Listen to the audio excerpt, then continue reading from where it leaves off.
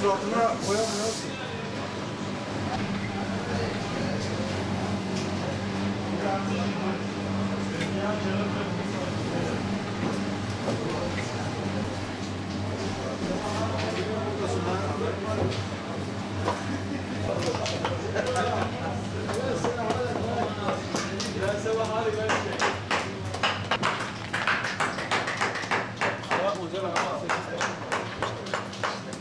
Çoğu geçen iyi düşürdün mü ya?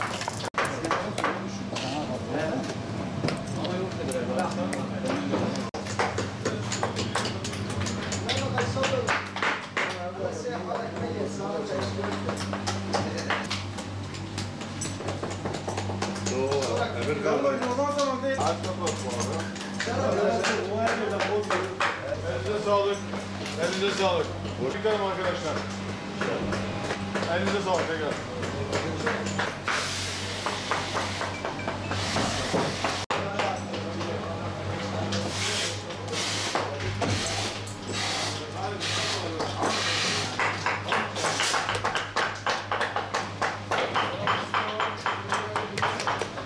Takımın hepsini öyle çekmezsen ben sana uzun bir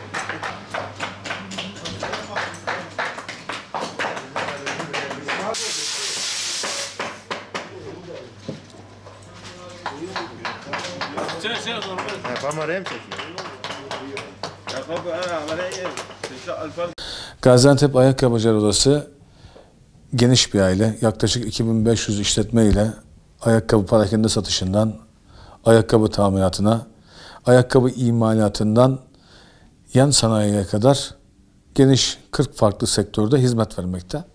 Gaziantep olarak malum ekonomik şartlardan dolayı küçülme yaşanıyor. Bir durgunluk söz konusu. 2 aydır üretim kapasitesi yaklaşık %70'lere kadar bir düşme yaşadı. Ayakkabı sektörü olarak bundan en çok zarar gören illerden bir tanesi Gaziantep. Çünkü ürünlerimizin %40'ı yurt dışına ham maddeye dayalı. Dövize gelen zam otomatik olarak %50 oranında ham madde girdilerimizi arttırdı. Bunun yanında elektriğe ve doğalgaza, enerjiye gelen zamlar, paranın maliyetinin yüksekliği işe olumsuz yönde etkilemekte. Bizler şu an sektör olarak %40'lık bir zam talebinde bulunmayı düşünüyoruz. Fakat 2 aydır bunu yapamadık. Çünkü hala eski fiyattan ayakkabıyı satmakta zorlanıyoruz.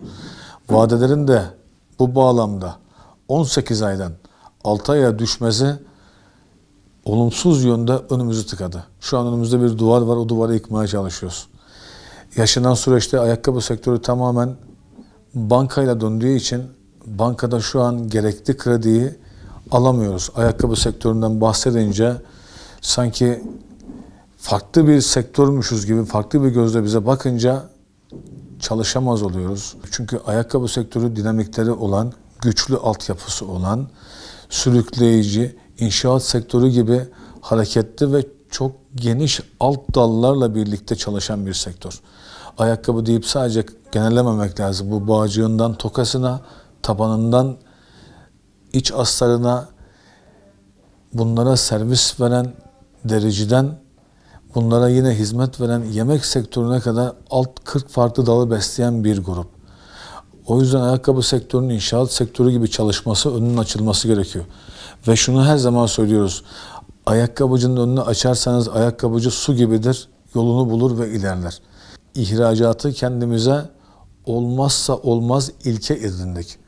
Bununla ilgili dış ticaret merkezleri CEO'su Sayın Bahadır Bey ile bir kontak, bir görüşme sağladık. Hedef 5 tane ülke belirledik. Yine Türkiye Ekonomi Bakanlığı'nın desteğiyle bu hedef ülkelerde Gaziantep olarak birer ofis açmayı planlıyoruz. Bu ofiste ihracat mantığı taşıyan, altyapısı ve dinamikleri güçlü firmalarla birlikte Gaziantep ayakkabısını yurt dışı pazarlarda vitrinlere koymak için emek göstereceğiz. Türkiye'de yaklaşık 18.000 ayakkabı üreticisi var. Alt dallarıyla birlikte bu sayı 50.000'lere kadar çıkmakta. Bugün Gaziantep'te 1375 tane parakende sektörüyle uğraşan ayakkabıcımız var.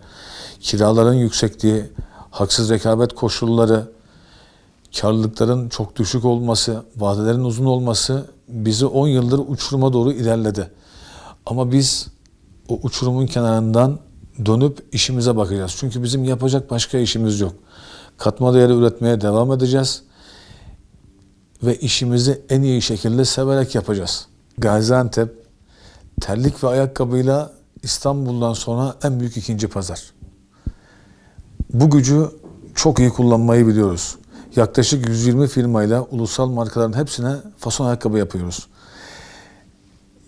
101 milyon dolar ilk 7 aydaki yaptığımız ihracat. Geçen yılki yapmış olduğumuz ihracat 101 milyon dolardı. Şu an ilk 7 ayda onu geçtik. Yani Türkiye'nin de bu sene hedef rakamı 1 milyar dolar ayakkabı ihracatında. Bunu başaracağız. El birliğiyle başaracağız. Gaziantep, İzmir ve İstanbul'un arasında bulunduğu 3 büyük ilde ayakkabı sektörü ileri planda. Bunun haricinde Konya, Adana, Antakya'da bizleri zorluyor yine aynı segmentte. Ama kendi içimizde erkek, çocuk, bayan diye öne çıkma durumlarımız var. Fakat Gaziantep çocuk, spor, suni deriden yapılmış imitasyon ayakkabılar, tekstilden yapılmış ayakkabılar, deri ayakkabılar, spor ayakkabıları, bayan ayakkabıları, erkek ayakkabılarıyla hepsini kucaklayan büyük bir merkez diyebiliriz.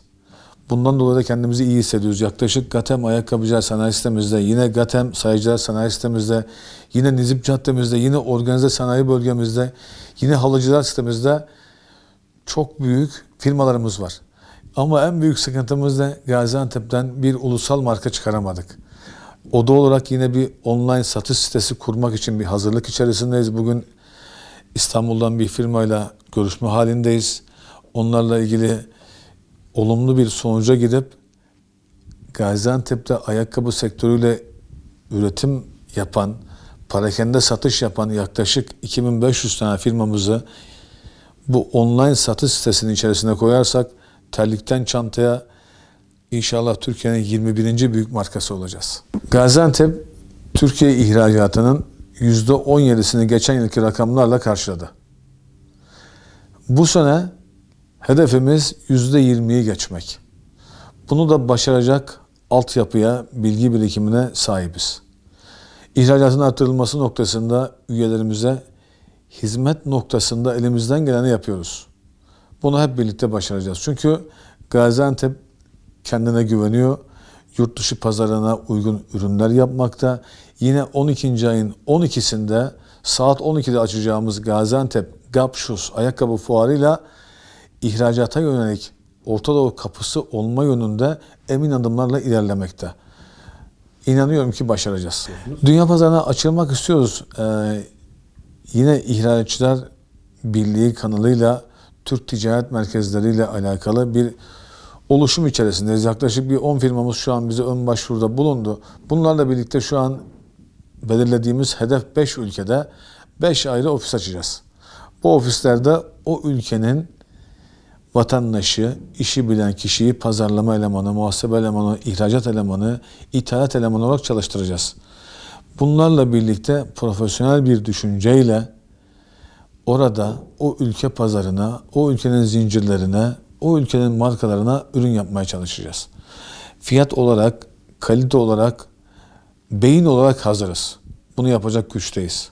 Enflasyonla mücadelede Sayın Bakan Başkanımız Fatma Şahin önderliğindeki kampanyada biz de varız sloganıyla ayakkabıcı olarak oda üyesi yaklaşık 350 tane işletmemiz de şu an bu kampanya %20 ile destek veriyoruz.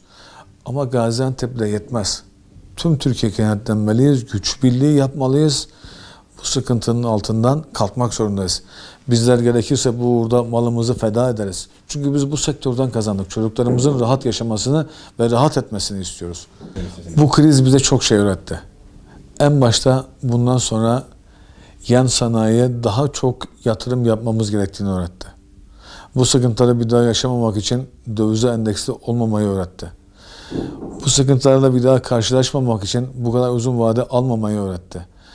Devletimizin de yine desteğiyle, iş adamlarımızın da gayretiyle yan sanayiye ağırlık verilmesi en büyük temennimiz.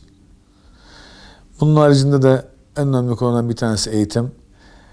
Gaziantep'te ve Türkiye'nin değişik illerinde ayakkabı meslek liselerimize ve yine Gaziantep'te yine Türkiye'nin farklı illerinde ayakkabı üniversitelerimize lütfen çocuklarımızı gönderelim.